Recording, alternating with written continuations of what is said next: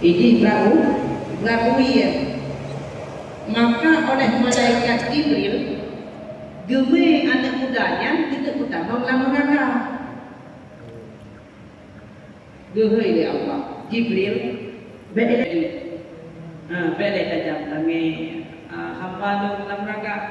Citanya bak jifiat nam pernah dipuduk dalam majlis ilmu. Kena lega nam pernah malaikat Jibril ditanya. Ayah muda, nak pernahkah hadir ke majlis taklim? Anak aja. Enggak pernah dah malaikat Jibril ba Allah. Ya Allah. Mana pernah ayah urut dewi majlis ini. Oh, kau pernah? Kita jangan nak pernah dipajuh-pajuh makanan dan dijadi minuman dengan urut na ilmu. Kita jangan.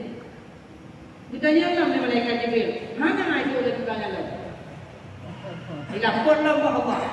Kemudian kita yang nama Allah Jibril kemudian kita yang nama dalam kampung di Urung Wideme.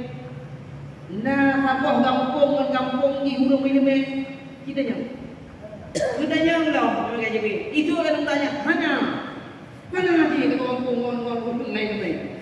Allah tanya Allah Jibril kemudian kita yang kita yang nanti kau. Nah, muafakat nah sama nanti dengan Urung Wideme. Hana adik nanti dicong. Hana adik. Hanya kau muda cintanya nak sayang ikut Urung Wideme. Nak hanya kau.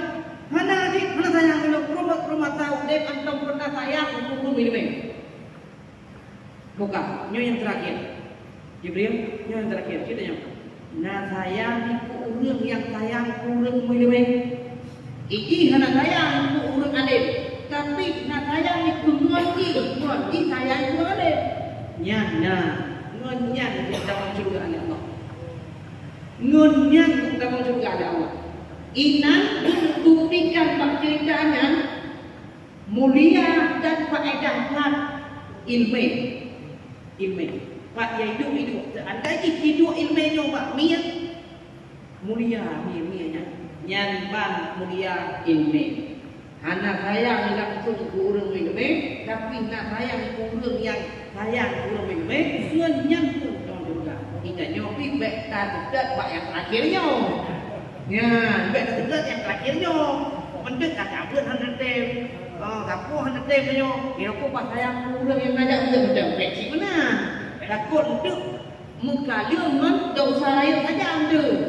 Ya, nanti jadi kadang-kadang temuan jauh-jauhnya udah.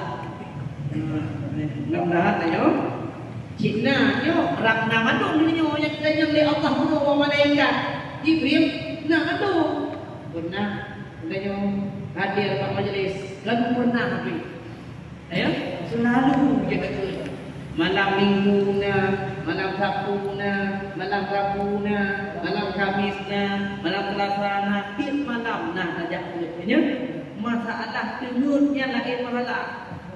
Karena kemudian dia buat rencana macam kajak pak buat rencana golong talakah dan pampun dosa Allah. Nah, man sayang Allah pada Allah. Sayang tak? Man takalla begitu. So macam yang pindah tempat untuk yang mono ini segala digerak langkah kan pampun dosa ni.